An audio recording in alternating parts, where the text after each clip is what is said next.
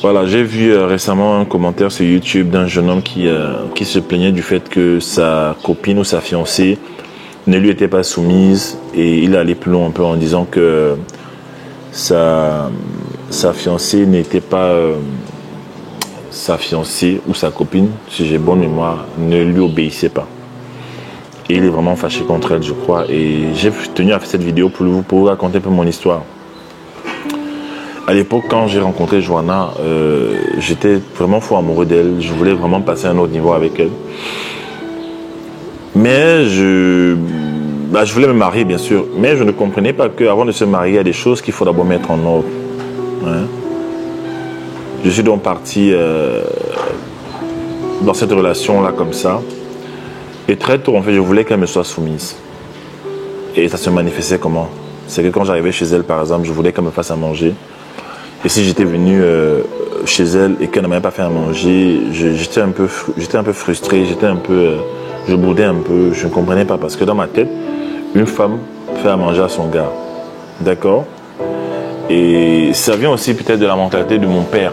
C'est pour ça qu'il est important pour un homme de regarder comment ses parents ont grandi, de comment son père en fait traitait les femmes, comment sa mère traitait les hommes, de voir en fait l'esprit de la famille, la mentalité de la famille, et voir si on veut construire ou déconstruire à partir de cela en fait. Et dans mon cas, c'est que moi, mon père, je ne le voyais jamais à la cuisine.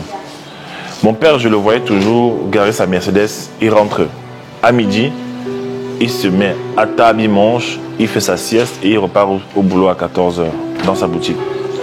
Le soir, il arrivait vers 18h30, il se posait à la maison. Je crois qu'il prenait sa douche le soir. Après, il vient au salon. Il se pose au salon. Et au salon, on lui fait à manger. Après, il mange, il se met devant la télé. Il regarde, voilà. Donc, j'ai toujours vu mon père monter, descendre, aller au boulot, revenir, aller dans ses entreprises, revenir, aller à ses business, revenir. Et toujours trouver la nourriture à table, en fait. Et moi, dans ma tête, c'était un référentiel pour moi. Dans ma tête, c'était que la femme doit toujours faire à manger pour l'homme. Ce qui n'est pas mauvais. Mais le problème, c'est quoi? C'est que quand j'allais chez Joanna, j'avais oublié un détail. Ce n'était pas ma femme. On était juste fiancés. C'était pas ma femme, en fait. Et moi, je la considérais comme ma femme. Et donc, en fait, je voulais y avoir les bénéfices d'un homme marié.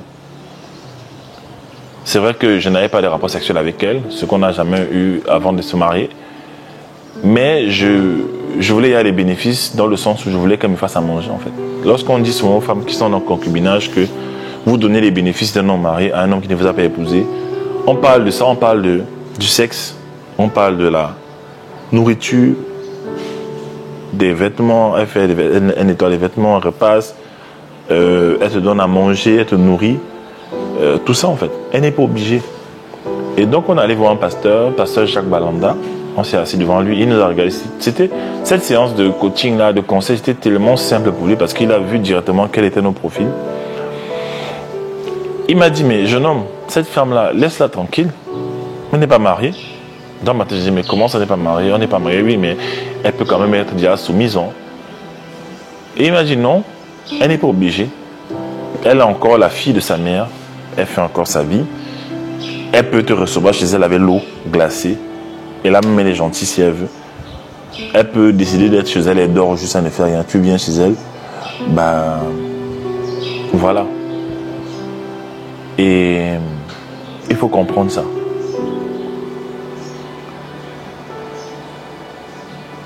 Donc, j'ai donc décidé de...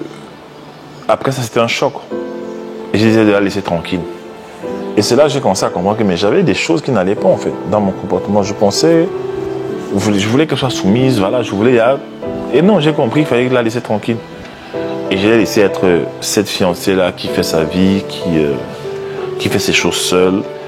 Et c'est quand on s'est marié maintenant que le principe de soumission est entré en vigueur parce que je l'avais déjà honoré. J'étais maintenant devant les hommes, devant Dieu, devant sa famille, son mari en fait légalement. Et même dans le mariage, à un moment donné, Dieu m'a enseigné une chose, c'est quoi? C'est que pas parce que ta femme cuisine en fait qu'elle va cuisiner tout le temps.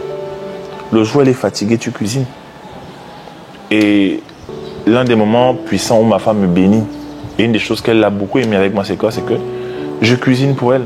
Quand on était fiancés, je me souviens des jours où j'allais faire des courses avec elle. Je faisais des courses pour elle, avec elle. Et je ramenais à la maison, je faisais à manger pour elle. En fait, je faisais une fois, j'avais fait une grosse marmite de riz pour plusieurs jours avec de la sauce et je crois du poulet, des trucs comme ça en fait. C'était très bon. Et elle a beaucoup aimé ça. Et elle m'a dit même plus tard que c'est l'un des critères qui a fait qu'elle m'a accepté, qu'elle m'a épousé en fait. Une autre fois, je me souviens, elle rentrait, elle travaillait dans une entreprise de transport. Elle était au service, quoi c'était au service, recevait les ressources humaines, quelque chose comme ça. Et elle, voilà, elle rentrait du boulot un soir et j'étais à la maison vers 17h comme ça. Elle est en train de rentrer. Ma fille n'était pas encore née. Et là, j'ai reçu une intuition de Dieu de faire à manger et de faire une recette en particulier. Une recette en particulier. Donc, je suis allé acheter des trucs au supermarché à côté. Je suis revenu. J'ai fait... C'était des plantains mûrs avec des légumes sautés et je crois, je ne sais pas qu'est-ce qu'il y avait comme viande, un truc comme ça. Mais c'était très bon. Et j'ai fait ça. Dès qu'elle est rentrée, elle rentrait en panique parce qu'il fallait qu'elle vienne cuisiner, machin, truc. Elle ne savait pas que j'étais là, machin, truc. Voilà. Sachez que souvent les femmes, quand elles rentrent du boulot et qu'elles doivent encore venir cuisiner, il faut aussi pouvoir souvent les alléger si vous êtes à la maison. Donc elle est revenue, elle est arrivée à la maison. Dès qu'elle arrive à la maison, elle sent d'abord les odeurs, les bonnes odeurs. Elle dit, mais qu'est-ce qui se passe? J'avais cuisiné tout, j'avais mis en fait, j'avais disposé. Elle a mangé, elle dit, ouais, mon mari, ça c'est le mari que Dieu m'a donné. Ouais, mon mari, ça c'est le mari que Dieu m'a donné en fait. Vous comprenez? Et donc, je l'ai allégée. Quand elle revient souvent du boulot là, le soir et qu'elle trouve la nourriture qui est prête, tout ça, franchement, c'est un plus.